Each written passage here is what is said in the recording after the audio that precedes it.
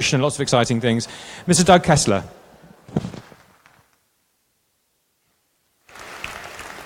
Thanks, Joel. Thank you. No pressure then. It's a great idea to end this great event with a mumbling introvert, but you got me. It has been a terrific event. I don't know about you guys, but I always come in just a little bit jaded to these things, like what can I learn, right? After all these years, and it's like within 2 sessions you're just buzzing. It's been a terrific day for me. I'm really glad to be here, so thanks. So I have been a copywriter for nearly 30 years. I had to count that up for this session. And a writer before then. So 30 years of writing, that's the pencil they gave me when I started my career. This is how much I have left. And in all those 30 years, just maybe 3 weeks ago, I learned about a rule of English grammar, like an unbreakable rule that I didn't know. And in fact, even worse than that and weirder than that is I knew, but I didn't know I knew. So an invisible rule of English, and it was basically a rule that said the following sentence was fine. This sentence, 2 lovely little old rectangular green French silver whittling knives. A lot of adjectives, but nothing wrong with that, right? It just sounds like a proper sentence. And the same rule says that the next sentence sounds quite clearly wrong and awkward and almost even insane. 2 French old whittling metal little rectangular green lovely knives. Now, how come that one was so wrong and the other one was just okay, right? And it turns out there's a rule for that. It's a rule called the adjective order rule. Now, I ought to know that rule, right? That's something that at this point in my career, I should really know about, right? That there's an order for adjectives. Turns out it's very specific. There's 9 kinds of adjectives.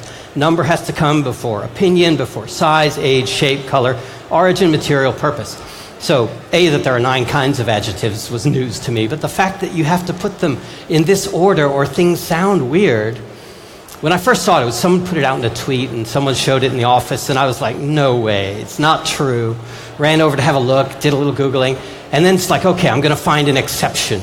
There's got to be exceptions to this rule. And they're actually very hard to find. You know, I checked text after text after text looking for a different order of adjectives. And I found very few. It's incredibly rare. I found one. This will get to marketing, Paul. I swear to God, the guy's very impatient about making everything relevant. But give me a minute, all right? Keep your shirt on. The one I found was in a story called Little Red Riding Hood. Little Red Riding Hood herself is obeying the rule of adjective order, right? Because little is size, color is red, purpose is riding. That's what the hood's for. Red Little Riding Hood would be weird. Riding Little Red Hood would be insane, right?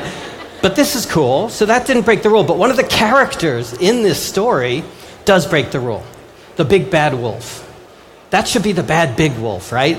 Opinion comes before size. So what's going on here? And I felt like, it's not really a rule, is it? It's got an exception. Turns out, after 30 years stumbling on this rule, there's another rule. Another hidden, invisible rule I'd never known about that governs this. And that rule trumped the adjective order rule. And here I'm going to get really geeky. So reduplication is this thing whenever you double a word to make a new word. Hodgepodge, helter-skelter, hanky-panky. This is whenever you double it up for emphasis or just to make a new phrase, right? And there's a subset. So there's a few thousand of these, 10, maybe 10,000. There's a subset of them where the vowel sound changes from one to the other. That's called ablaut. Just go with me. Paul, please, go with me here. He's so impatient. And ablaut reduplication. Don't know what it means. It's German. It was actually discovered, as long as I'm getting geeky, by Jacob Grimm, like one of the Grimm's fairy tale brothers. He turns out he was a linguist. Who knew? I love researching this stuff. So when you change the vowel, zigzag, knick-knack, mingle-mangle, crisscross, flip-flop, sing-song, all of those, there's a rule that all of a sudden has to happen. Very strange. It's the order of the vowels. It's got to be I, then A, then O. Every time. Bish, bash, bosh. You'll never get bosh, bash, bish, or bash, bish, bosh. You got to get it like this, or it sounds weird to English speakers. Again, what kind of weird rule is that? And that's what, gives us all these zigzag and knick-knack and king kong and ping pong and splish splash. They all do it. And again, I'm combing the internet for give me some where they're broken. And you can't find any. This is a rule. And that's why we get the big bad wolf, because the adjective order is screwed up, but the ablaut reduplication comes first and says, nope, it would sound too weird to say the big wolf, so that's what we do, right?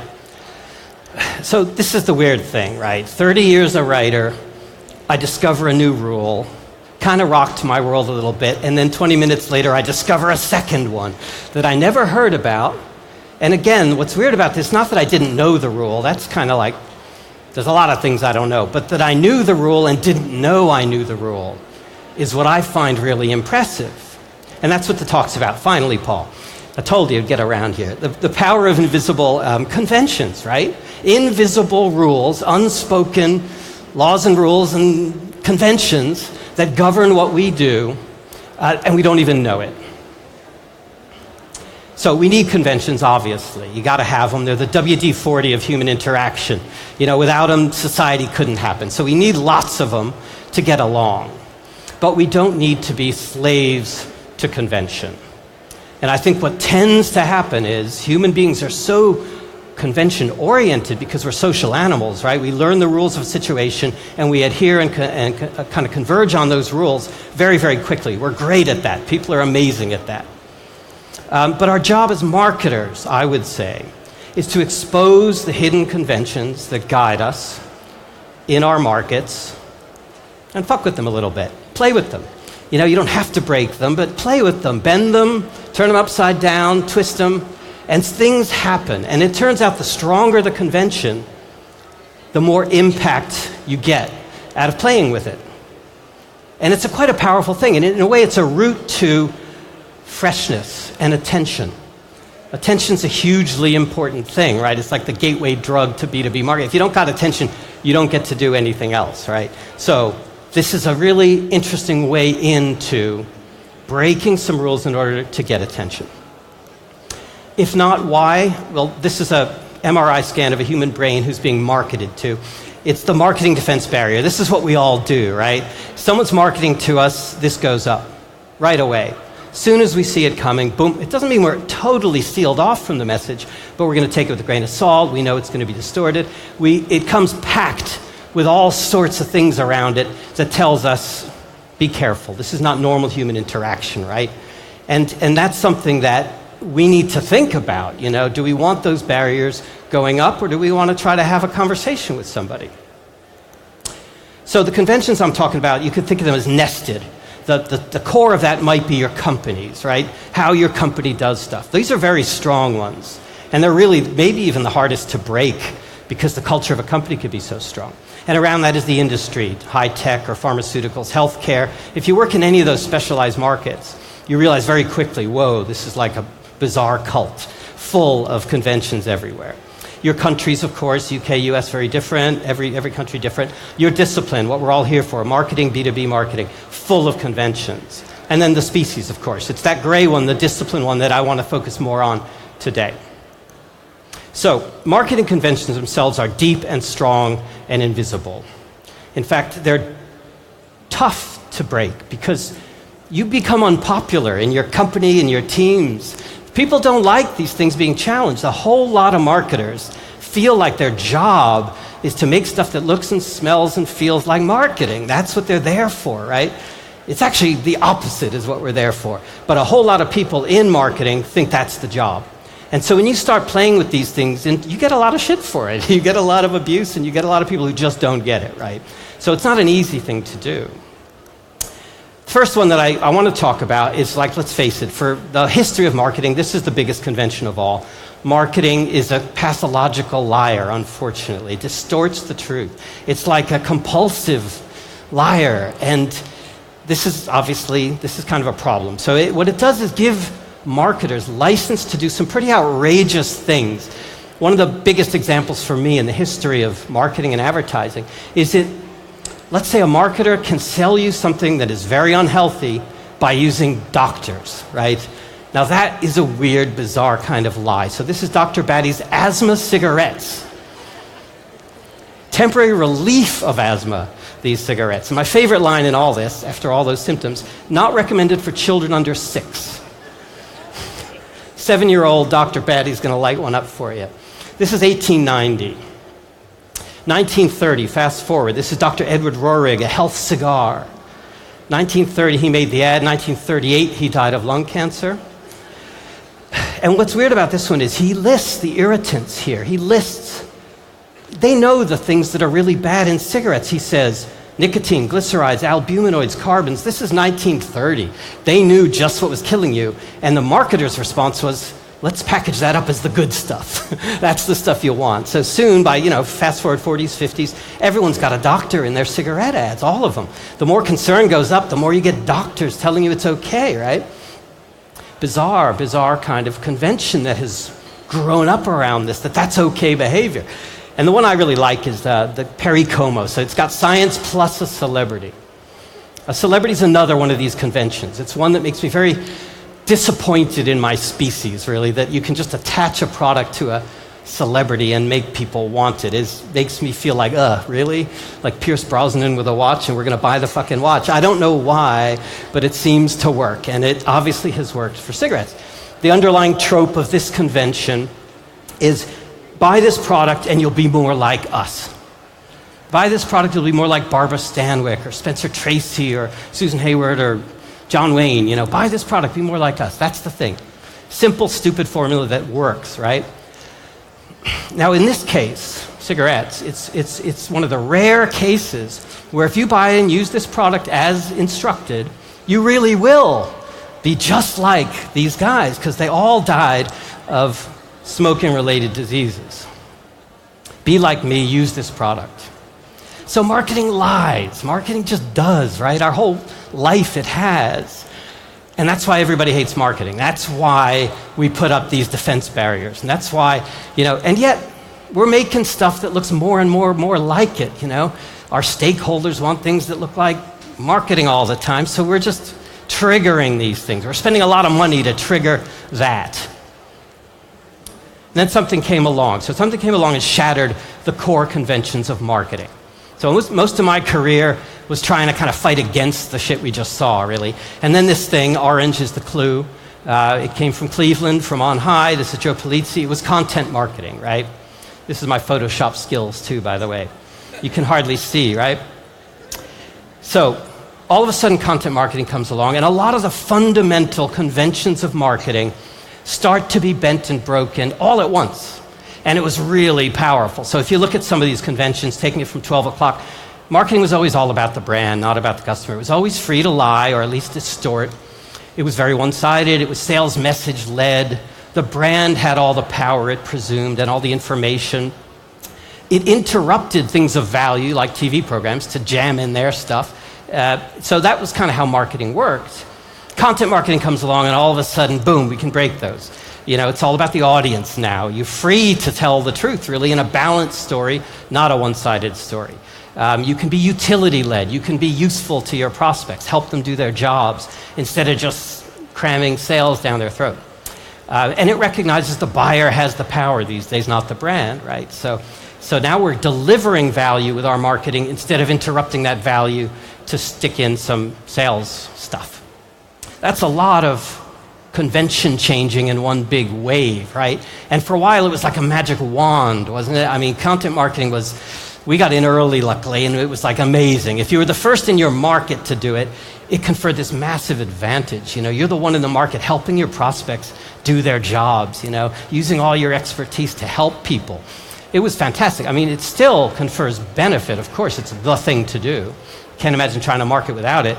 But it doesn't confer that instant advantage the way it used to do, this kind of magic wand of, wow, this works. But then over time, now it's been a few years, it's going mainstream, and of course what happens is the conventions start coming in of content marketing. And the content marketing conventions themselves are the ones that are making the rules now, right? And there are things like content conventions. What can we write about? What topics and themes and stuff like that do we do in this market or company? The format conventions. Do we do ebooks here? Do we do podcasts? Do we do all those things? Style, tone of voice, or design, or whatever. Strategy. How are we using content in the mix, for instance? Promotion conventions. How do we get this stuff to audiences? All of these things are converging on a quite narrow band of conventions in each company, in each market. We're all starting to do it in similar ways, right? And of course, as we converge on conventions, our audiences start seeing the signals that marketing's coming at me again, right? They're starting to see content which used to be fresh and didn't trigger the barriers as marketing, and the barriers are back, right? And so we're spending good money to again start to trigger people. Some people are breaking that. Here's the Qualcomm one. Won't show it, but talk about it. So some people are just saying, no, we're not going to go that way. Qualcomm, they make chips. They're in lots of phones, right? They made a short film, like super high production values. East and West, there's some Asian stars and Western stars. This guy named Kai wakes up on a houseboat in Shanghai, and his girlfriend's gone. And all that's left is his phone, right? Her phone. So he's got to piece together what happened to her, what's her life all about, just from evidence on the phone, which subtly brings in some cool phone features, but it ain't your typical listicle of phone features. This is unconventional B2B marketing and super effective, super seductive. GE has got to be in any discussion about breaking convention. There'll be in a few examples here. This is Breakthrough, 6-part series, National Geographic, directed by Ron Howard, one of Hollywood's best directors. Each episode, fascinating documentary in its own right. Very, very unconventional marketing. The Message. This one is a podcast series, 8 podcasts about this kind of visitation from aliens, and it's really spooky and really interesting. Pseudo-documentary. I think it was done by BBDO New York and Panoply, the podcast network. Something like 2 million listens or subscribes within its first few weeks. It was number 1 on podcasts. This is B2B marketing. I don't know if I click this, you might just hear the beginning of it. Hey. Hi, Nikki Tomlin here, and I'm the host of The Message. I'm going to take you into an elite cryptography think tank, and check it out. Their top project right now is to decode a highly classified radio transmission from the 1940s. Have you listened to it yet? Not yet. So you get the idea. It's kind of like a War of the Worlds thing, and it just drags you in right away. You're just there, right? Not conventional B2B marketing. So what I want to do is look at a few conventions, look at how they work, and look at what happens when you break them. And what I'm not saying is the ones I'm showing you, go out and break those. Of course, it would be fun and be good, it might work. But what I am saying is try to tease out the ones that are stopping you or constraining you. So let's just go through. They may be these. First one, marketing hides your weaknesses. This is a really, really big one. So this is just how marketing works, right? We are paid to put our best foot forward for our brands and our clients, and to hide the downside. This may sound funny. Is that all right? Okay, but there are some brands who've done just a few times broken that convention in history and done amazing things. One big example, VW, they had these weird-looking cars when cars had fins, and this weird Beetle comes out, and they could have hidden that. The Marketing 101 says, just say, great fuel economy, cheap car, go there.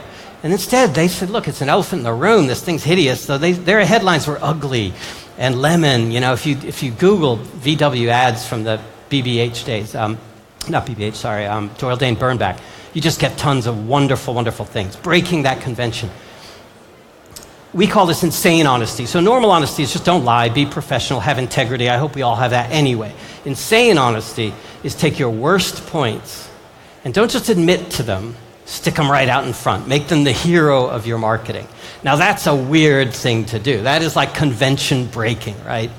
My favorite example, it's a consumer one, same exact principle though for us. Hans Brinker Hotel, budget hotel, Amsterdam. Right in the center of Amsterdam, not a very nice hotel to start with, and then they added 500 beds. I don't mean 500 rooms, I mean 500 fucking beds. They just crammed the beds in, and they raised the price. So how's this gonna work, right? But then they did a smart thing. They hired Kessels Kramer, one of the best agencies in the world, local Amsterdam agency, and said, help us out here. The brief is attract young backpackers who don't like advertising anyway to this utterly charmless, utterly, niceties-free experience, right? Again, Marketing 101, it's central and it's cheap, These guys went the other way. Check in, check out. Absolutely brilliant. You got to Google this Hans Brinker Budget Hotels campaign, hit the images, and you'll just see hundreds of hilarious ads. Another favorite, Hans Brinker Budget Hotel, it can't get any worse, but we'll do our best. There's a video one I love. It's a bed, like one of those beds, and a pillow there with a terrible grease stain right in the middle of the pillow. It's really disgusting. A maid comes in with gloves and the outfit and comes in and flips the pillow over, primps it up, and walks out. Hans Brinker Budget Hotel. Or now even more noise, now even less service, now more dog shit in the main entrance. They just went for it. They just had a ball doing this. And of course, hugely successful, full all the time. You can't get in anymore. They get great ratings on TripAdvisor, great ratings for this experience, right? So I'm going to have Mr. Clippy come in whenever there's an annoying, summary advice for you. Openly share the weaknesses of your product. See what happens. It surprises and delights. It surprises. That's what breaking convention does. It signals confidence. If you can do that, then you know that you're good, right? You gotta be good. It builds trust. If they're going to believe the good things you say about your hotel, or any product, if you share the negatives. They will now believe the positives. How hard is it to get people to believe your positives, right? Here's a way. It alienates less likely buyers, hugely important. You do not want a couple looking for a romantic weekend at the Hans Brinker Budget Hotel. You just don't want that, or a family. So you need them to not be there. And in B2B, you want to alienate the least likely buyers who are going to waste the time of your salespeople and never buy. At the same time, it attracts your ideal prospects, and that, of course, focuses you on battles you can win. These are all great things to do, and why, any two of them, and I'd try that technique, but give me all six, and you gotta try, right? So I have a B2B one, but I'm gonna skip through this because I think we're gonna run out of time. If we have time at the end, I'll do a B2B one. But this is all written about, and this is my shameless plug, Insane Honesty and Content Marketing. It's a slideshare we got where we kind of go through the dynamics of this. It's to me, the secret power of marketing. You do this and it works. There's almost no bad case. You have to handle it well, but there's a huge power in there. Next one. Content marketing is all about the data. Very uncontroversial idea. It's just such a truism. We all know that. Every session here today, you just heard it. This is about the data, right? And you go to the new MarTech landscape, and it's 5,000 companies, and they're all telling you about the data. And you Google data-driven marketing, you get 1.7 million results from that. This is where it's all going, right? It's all about the data. Well, here's Rand Fishkin in a shitty t-shirt and a lousy whiteboard, no good video lighting and no good camera, doing his first vidcast, which is Whiteboard Friday, back in 2006 or something, 7, 8, somewhere like that, 9 years ago. Started doing it, and it flopped. Didn't do well at all. Traffic was 25% lower than even an average blog post, just a normal blog post. And engagement figures were way lower than that. They kept at it. They kept doing it. It took 3 years before one of these things performed as well as an average blog post. Not a great one, an average one. 3 years, that's 156 weekly episodes before it started to get itself into the middle of the pack, right? Now, so he said, if SEO Moz hadn't been a small startup that could do whatever it wanted, it would have been very, very tough to justify continuing to produce Whiteboard Friday. And then fast forward 9 years, average views, this is a rough calculation, 20,000 easily every week. And a lot of people do come back every single week. 200,000 is not uncommon for them when a hot topic comes along. Engagement 30% higher than anything else. And really, it's the engine of their new customers. Almost all their new business, people who are paying for their tools, come through this door at some point. It's hugely successful, hugely successful.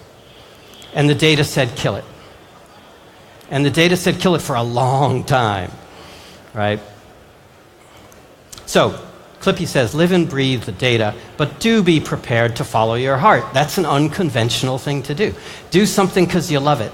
In Rand's case, the few people who watched the thing did love it, so he had that kind of quasi-metric, right? The 6 people who saw it were really into it and came back, and so he probably also had some nice trending data too. He said, most great projects start with belief and instinct. You're not hearing these words as much as data these days. I think we should throw it in there with data and see what happens. Hide your nerds. This is a big one, especially in B2B. We're embarrassed, right? Keep them in the back room, get the happy, slappy people out front. It's like marketing is some kind of high school thing where only the popular kids get to play, the extroverts and the guys who are successful and good looking and shiny teeth, and you stick them out there and you hide the geeks in the back room. And that leads, of course, to this kind of marketing. Kylie Jenner saving the fucking world with a can of Pepsi. And as much as I was disappointed in humans for liking celebrities and them, I'm so encouraged that this thing was howled off the air within a few days. But that's where this leads, this kind of idea that only the popular kids get to really represent who you are. You go the opposite. GE, they have these aviation systems for takeoff and landing. They told their geeks, and we're a tech agency, so we go into a company, it's like, who's having the most fun here? And whoever's having the most fun, the engineers, the software guys, they're loving what they do. They're the geeks, but that's where the juice is in the company. That's where the mojo is. So the GE guys gave their geeks the budget and said, just explain this incredibly intense concept of these satellite navigation systems that govern takeoff and landing in a super precise way. They made this film. I could talk over it because it has no voiceover. No voiceover because it's not selling stuff at you. It's just showing you something beautiful. They use two techniques. They use time-lapse and they use that super double exposure type thing, digital version. And that's what you get. You just get the beauty of precision on a grand scale, right? And you just stand back and think, that just says everything. They've got other places where they can tell you how and why and all the other things. But here, you just stand back and say, wow, that's something. That's gorgeous. And that's because they gave their geeks some budget. Luckily, they made a making of this film, a little video making of, right? And there's a great shot from it I'll show you in a sec. Because whenever you go on a shoot, I'm sure you guys, you're never sure you're going to get what you want, right? And then there's a moment when you do get it. You think, yep, we got it. And you feel great. And this is their geek at that moment. Yeah!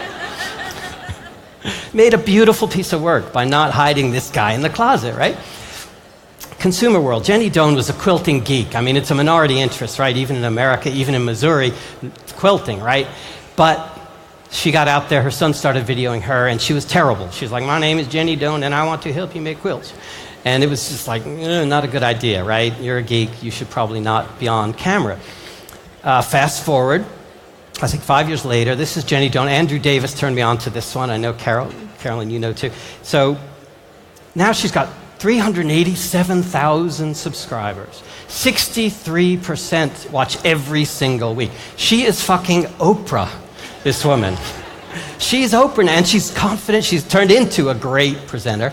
And this little tiny shop front in this Missouri town owns the town. They're massive. They're just a hugely successful company. Because she just went for the geekery, said, this is, just because it's a minority interest doesn't mean you can't be passionate about it, right? And B2B is nothing if not a bunch of minority interests, right? So let's get into them. Let's get our geeks out there. This is a guy, Informatica, one of our clients. Every time we did input, subject matter experts, we talked to all of them. They're all brilliant. They're all smart. This guy lit us up every time. Whenever he told us how stuff worked, it's like we left thinking we wanted to buy it and we can't even use their software. Okay, no oil painting. He is a geeky guy. And so we did the whiteboard thing. We did a chalk talks and we got him out there. He's great. I wasn't at the shoot. They sent me the roughs. I put the first screen up. I'm like, I'm a little nervous. Press play, boom. The guy is brilliant. He's fantastic. 102,000 views when I took the screenshot. They get 6,000 and we're happy. Informatica's happy with 6,000. This guy is a star in data management because he is a passionate geek. He believes the stuff, he's brilliant, and he's unashamed. Get your geeks into the spotlight, says Clippy. B2B companies are full of smart, eccentric, gloriously passionate people who are great at things no one else ever thinks about. That's gold dust. That's not something you hide. That's something you harvest, and that's something you distill for your content, right? That's good stuff. Next one, marketing is relentlessly positive. This is similar. I hate this client feedback more than any I ever get, which is we don't do negative. Make that negative headline positive. I hate it. There's a book somewhere where someone wrote, marketing is not negative. I want to find the guy who wrote the book and beat him with his book because it's bullshit. There's a ton of great stuff to be had in other emotions, right? Now our marketing, our overlord, Mark Zuckerberg, for a decade only knew about one emotion, liking. And so we end up with this Pollyanna positive world, right? This horrible, positive, everything is wonderful world, which nobody believes. And it leads to this kind of thing. My favorite of all, marketing of all time. I've probably seen it 2 million times. Never to the end. Hey, welcome to the party. the four of us, along with Hosts Worldwide, and you are launching Windows 7 Ultimate software. So, you know what? Let's take Watch a minute the people or so who aren't to talking. tell you about how great it is to host a launch party. You can use house party tools to build your guest list, upload your pictures, which is his favorite, right? And you can even get a party pack. Though.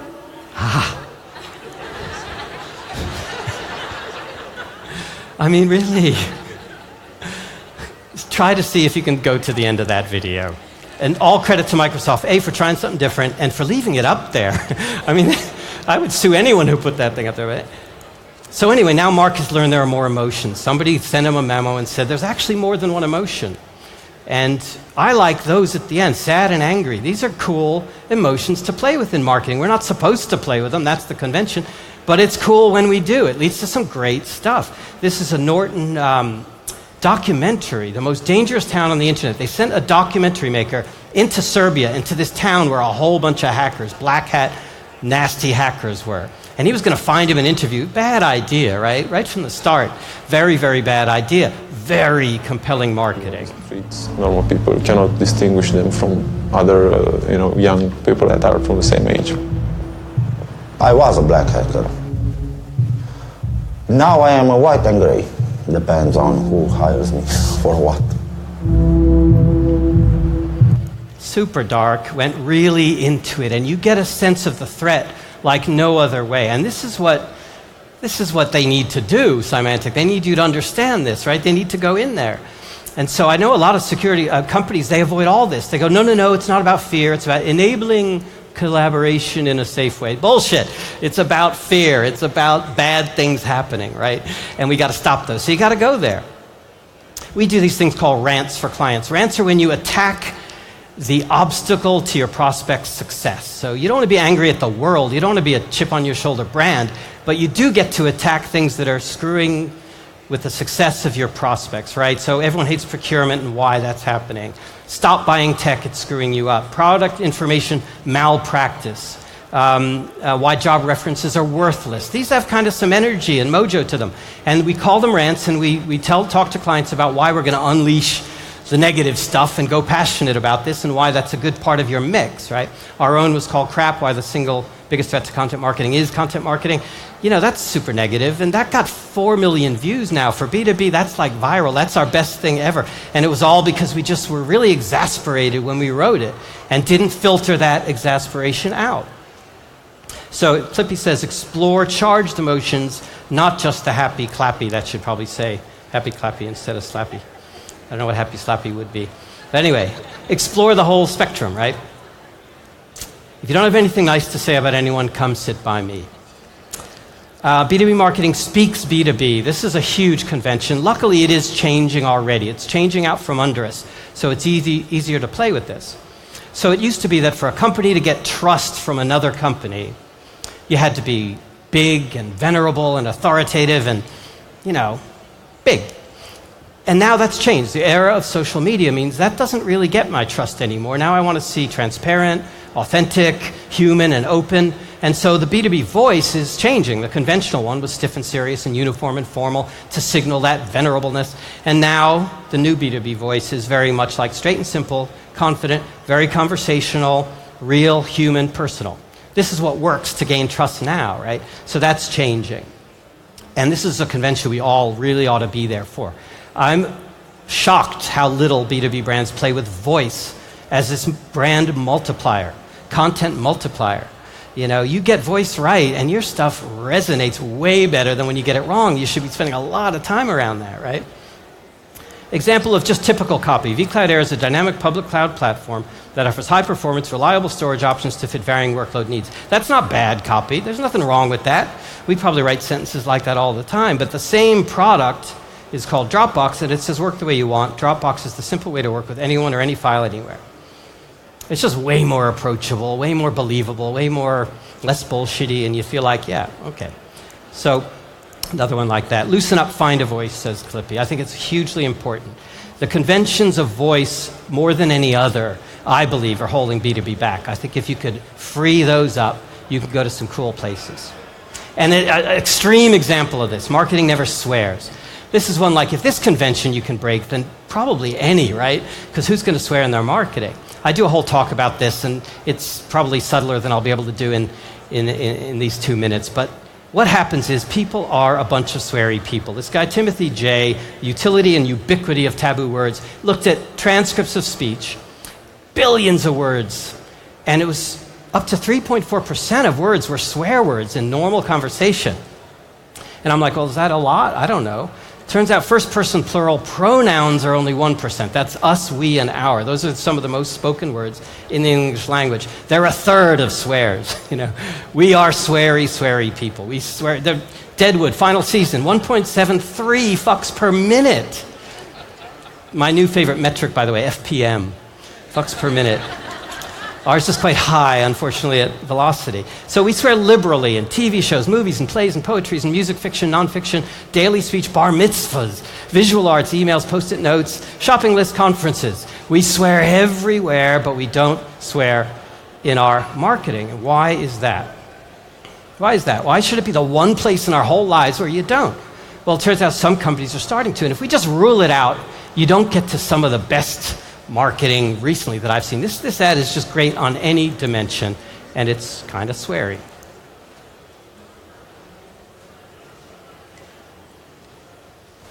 Holy fucking shit! Son of a bitch! Oh fuck! What the fuck? God damn it! Fucking shit! For fuck's sake! Who taught you to say that? You.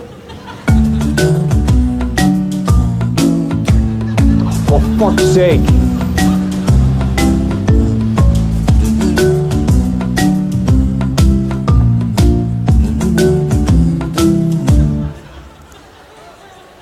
I mean, it's just a great ad. Any way you look at it, it's on strategy, surprising, charming, extra shocking that kids do that, and yet it's not appalling at all. It's kind of cute. And so they pulled this off. And if you just ruled it out, as most people do, you'd never go there. But so ruling things out is a bad idea, even extreme things like that, right? So now I've got a clip file of all these things. There's some B2B that do epic shit is news cred. I've got some VCs that are doing it, like 500 startups. And I've got another clip file of really crass, not very funny, juvenile use of swear words too, but there are more of them. They're actually quite well used. They have impact, they're fun, they have mojo. So don't swear if your audience doesn't like swearing. That would be stupid. But if they do, you can aim for the things that swearing can do, even if they don't like swearing, I mean. So you want to resonate with the like-minded. Swearing can be a way to do that. You want to be authentic. Often people are perceived as more honest when they swear. This is kind of research showing that. They're just unbridled. Be passionate. Be funny. Add mojo to your voice. Those are things, even if you choose not to swear, we all should be doing in our marketing, right? All right, ending with 2 techniques to go back home and try. I just feel like I'm always too academic. I should at least do something. We do these sometimes when we're at a dead end in a client or something. We just don't know what to do. So this one, the expose workshop. We put these labels up at the top: content, conventions, format, style, strategy, promotion. Everyone gets post-it notes, and you just start cranking them out. How many things are just done in our market all the time? All the time. And what things are never, ever, ever done? And just get as many up there as you can. Then explore what the opposite could look like to any single one of them. And just play with it. You're not committing yourself. You're not spending budget yet. You're just seeing, what would it feel like? What would it be like if we broke these? Simple exercise. We find it can unjam us sometimes. And the other is this: reasons not to buy from you. Marketers hate this. Everybody hates. Sales guys really hate this. What you do is you list 10 reasons smart people may not choose you. So smart people, they know what they're doing. They're good at their job, but they're not going to choose you. They have good reasons not to. Identify those, list them. If any one of those is like fatal to your ideal prospects, you need to fix that thing. If it's like, well, they don't like us because our product doesn't work, well, that's not a marketing problem, right? That's a product problem. So most of these reasons are going to be absolutely fine to share with the world. And something kind of magical happens when you do. It's like, whoa, they're telling me who might not like this. What you're actually doing is just being honest with people who aren't going to buy anyway, and signaling to everybody else that you're someone who will tell the truth. Good thing. All right, I want to go back to the beginning here of 2 lovely little rectangular green French silver whittling knives, right? And I said it was a rule and it was a convention, but I didn't say it was a law, right? You're not going to get arrested if you break this stuff, right? So you can make a sentence like, the old little man. The old little man is a cool sentence. It's an awkward sentence. It's a quirky sentence. You kind of think the old little man might be interesting too. Little old man is just a cliche. That's a throwaway. There's nothing there for us, right? Old little man is something going on already. There's just something that happens. Even I've, made this slide and I've spent time with it, and it still gives me a different feeling, right? So already something's happening by playing with a really, really simple little rule. So that's the bottom line. Invisible conventions are holding you back, holding all of us back. Let's expose them. Let's break them. Let's see what happens. Thank you very much.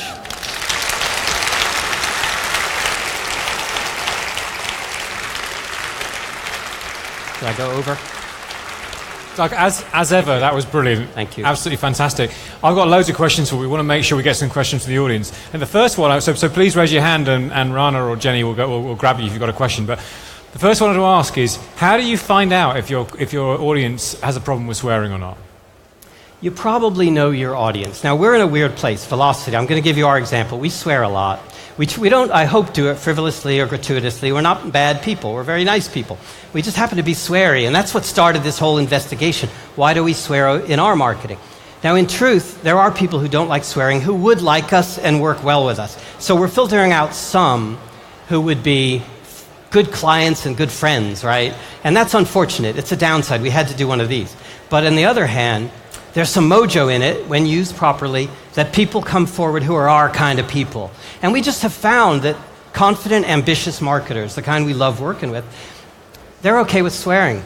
And, I suppose if we had a big backlash, we'd rethink it. We get little tweaks sometimes of nice posts, shame about the language. We'll get that kind of thing. And, I don't want to actually make fun of that or ignore it. It's a real thing.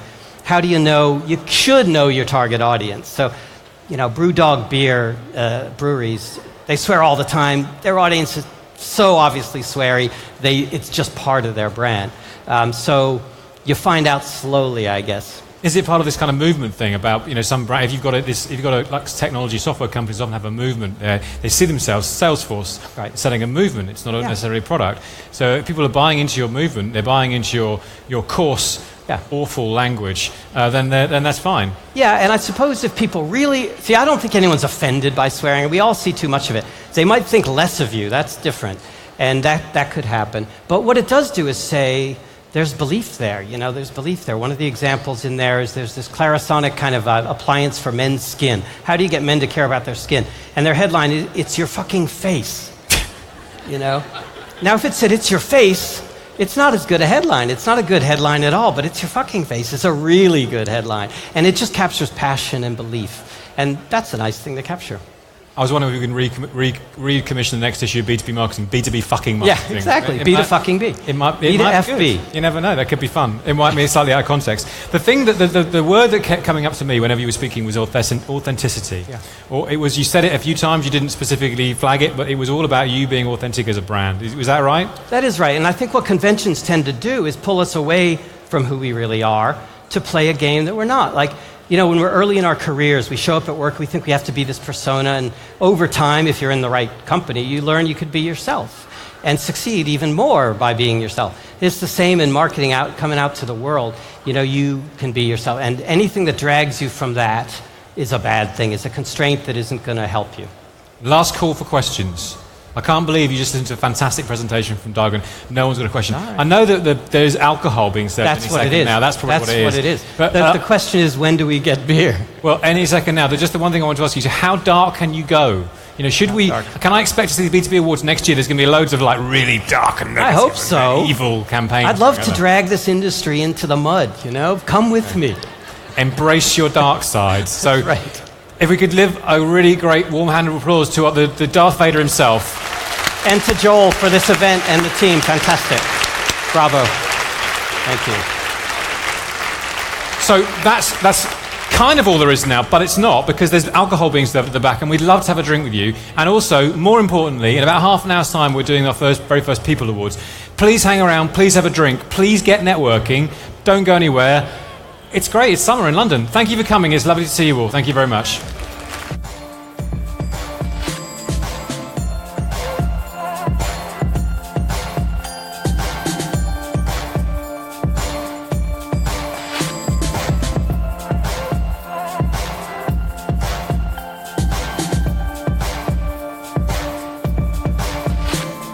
Welcome back to B2B Marketing. Now remember, if you've been following us all day, the hashtag is Ignite B2B, and we just heard our last keynote speaker of the day, Doug Kessler. Now apologies if anybody was a bit offended by any of the language in that, but that's personally my favourite presentation of the day, and I think Doug made his point brilliantly. We're going to be talking to Doug in just a few moments' time, and we're also going to be heading off to chat to a few of the sponsors about just what it is they get out of sponsoring an event like this and what you can expect if you're a sponsor, and what a great opportunity it is on that front.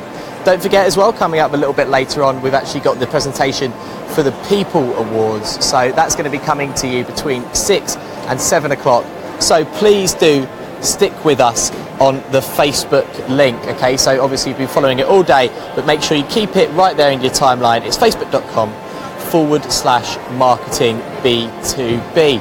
Now, coming up in just a second, I believe he's going to be with us any moment. We've got Doug Kessler, who gave that speech just 1 second ago, and it was the final keynote of the day, and I think, to be honest, it brought the house down. Not what you expect at all. Doug, hello. Nice to see We've got you. matching shirts. Yeah. That's policy. Now, Doug, I just heard you up there. You gave a great presentation. Thank you. Very sweary, but Sorry. it got people's attention, which is a great thing. Now, you spoke about the importance of language and the way we use language. Why do you think that's important in B2B marketing? Language, I think language is everything. Voice is everything. I mean, in most of our content, they don't get body language, they don't get all the subtle clues, facial expressions, they don't get any of that. They get the tone of voice. So voice to me is a huge lever to make things better, or lever here in the UK. It's a multiplier of your budget if you get it right. So for me, voice and language are hugely important. And you showed the smart car advert, which was obviously, I mean, if there's nothing funnier really than kids swearing. Yeah. But that's an example for you. Is that an example of brilliant marketing by kind of subverting people's expectations? Absolutely, and I think what my talk was about breaking invisible conventions, breaking the conventions we've all just bought into. And no swearing in marketing is, of course, one of those. And it's an extreme example, it's an extreme case, but what I showed in that smart car ad was you can still even break that and come out with something brilliant, really brilliant. Doug, as I say, I absolutely loved it. Thank you so much for chatting to us. It's been a pleasure. Now, don't forget, the hashtag is Ignite B2B, and do stick with us on the Facebook live stream, because we've still got those People Awards coming up for you. But right now, we are heading off to chat to some of the sponsors. So sorry, there's a whole crate of beer coming past me first, but we're now off to chat to Ed from Gyro. So, wow, just seen a big spillage. Ed, hello. Hey, it's good to meet how you. are I'm Joe. Hi, Joe. So now, Ed, obviously you're one of the sponsors today. I mean, what is it right. that a sponsor gets out of an event like this? Good question, quite a lot. Events for me have a kind of a holy trinity. So they give you brand awareness on the build-up to an event. They also give you the opportunity to market directly with people. Most importantly, though, it's delivering thought leadership, but ultimately it's down to meeting people. So, like today, we were able to bring some clients along, which was great, and schmooze them, but as well as that, to meet new clients as well. So, also get a benchmark from an industry's perspective and talk to our peers. And, an event like this is great because actually it brings everyone together. And, we need stuff like this in the B2B industry, and there isn't enough of it, I think. So, yeah, it's been good fun. Was that important to you? So not even just, for example, doing business, but just meeting people, chatting to people. How's it going for you? What are you doing at the moment? 100%. Well, our mission obviously is to create ideas that are humanly relevant, and all of that is basically around communicating with humans, and the best way of doing that is meeting them. So you come to an event like this, and you get to meet your peers, your clients, prospects. And it's good for benchmarking. Fantastic, Ed. Thank you so much for talking to us. It's been a pleasure. Okay, so now we're off to chat to another one of the event sponsors. It's John from Science. So I'm just going to pick my way through the crowd, and we're going to head off and find John, who I believe... Sorry, it's gone 5 o'clock now, so everybody is thoroughly enjoying themselves. And in amongst the beers, I believe we've got John here. Hello, John. I'm Joe. It's good to meet you. Good to meet you. So, John, obviously you're one of the event sponsors today. Yes. How's the experience been as a sponsor? It's been wonderful. I think it's been a great event. You know, there's over 1,000 B2B marketeers here. The quality of the delegates has been outstanding. There's a real energy, a real vibe. You know, this community is not huge, but it's really, really infectious, and I think it's a great event. So, as a sponsor, have you had a chance to meet people, to network, to make new contacts? A whole ton of people. Yeah, it's been really busy. We had a round table session this morning. I did a speaking slot, which was standing room only. And we've had a load of people come up to the stand as well. So, yeah, it's been really, really busy. And speaking here yourself today, I mean, how valuable is that, actually getting the chance to talk in front of people? Hugely. I mean, for us, it's all about building the brand, building awareness, and also educating people on predictive marketing, because you know, it's new, it's innovative, and people are kind of aware of it, but they don't necessarily know what it is or what the value is. So for us, it's really important to get in front of people and educate and build a brand at the same time. Fantastic. John, thank you so much. It's great to meet you. And now we're off to chat to Leanne. Now, Leanne is another one of the event sponsors. She's actually hurt her foot, so we're going to have to go and chat to her on a stool. She's hurt her foot because she's been running around so much, chatting to all the different people that she's met today. Don't forget, if you do want to keep following us for the awards later on tonight, keep that Facebook stream right at the top of your Facebook page. And also the hashtag on social media is Ignite B2B. So I'm just going to try and wander my way in here. This is Leanne over here. She's just here chatting to someone. Obviously, it's such a good example. It's such a good opportunity for people to network. Remember, if you do want to keep watching what's going on for the People Awards, which are coming up between about 6 and 7 o'clock, then that is hashtag Ignite B2B. That'll keep you across everything in your social media timeline. Also, if you want to come and say hello to us, because let's face it, it's gone 5 o'clock now, so it's time for everyone to let their hair down and have a good time. Come and have a chat to us at stand number 41, the Crocodile. We're the official streaming partner today, so we're streaming this entire event. I'm going to try and jump in and chat to Leanne in just 1 second. As I said, she's another one of the event sponsors. We've had a jam-packed schedule today. We've spoken to the keynote speakers. We've spoken to Joel as well, who's one of the people, who's the editor-in-chief of B2B Marketing and one of the co-founders of this event. And he talked to us about how it's grown and how it's evolved. And we've also had an opportunity to bring you some exclusive live content, which you quite simply do not get, even if you've got a ticket. These live Q&As that we've been doing, that's something that the people here, unless they're on their phones watching Facebook, haven't had. Leanne, hello. Hi, so obviously you're a sponsor here today. What is it that a sponsor gets out of an event like this? It's really great interaction with B2B marketeers. I'm a marketeer myself, and sharing my experiences and kind of my stories, and hearing kind of what their challenges are and how we can help them solve those challenges.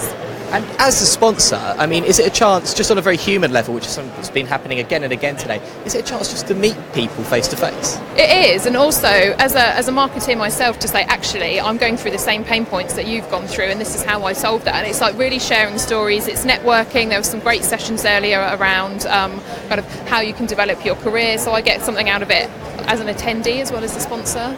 So the sessions have been really good, really informative. Fantastic, thank you for chatting to us. So thank you for standing up to chat to us as well. It's very kind of you. So Leanne was one of the sponsors here, and we've got a quick overview of what it is like to sponsor an event like this and what it is you get out of it. So now we're heading back to stand number 41, and we're going to have a little chat with Robin, who is actually from the Crocodile, and she also spoke earlier today.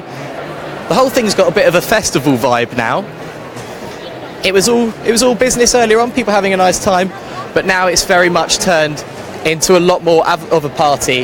And back to where it all began, at stand number 41, the Crocodile. As you can see, we're still live on Facebook, as we still will be for the People Awards later on. And now we're with Robin. Now, Robin, you spoke earlier. How was that? It was fantastic, a really great reception. I was so pleased, the room was full. And yeah, it couldn't have gone better. I really enjoyed it.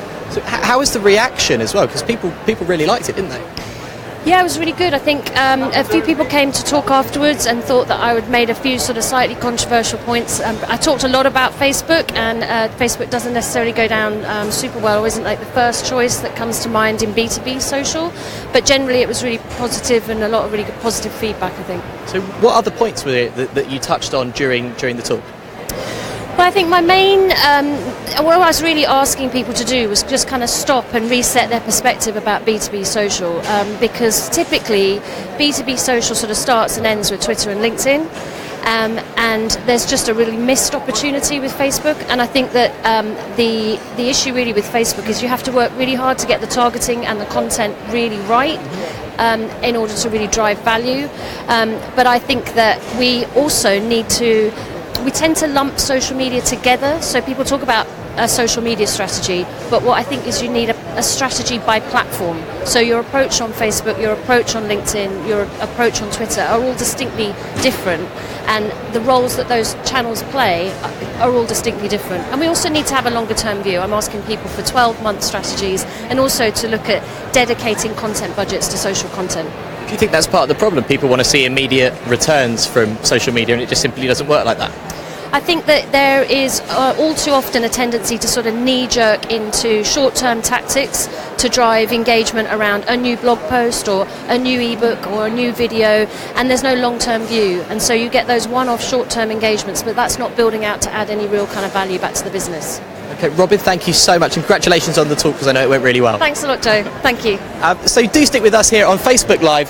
This is the link you need, /marketing B2B, and keep that hashtag Ignite B2B in your social timeline, because we're going to be back later between 6 and 7 o'clock with the People Awards.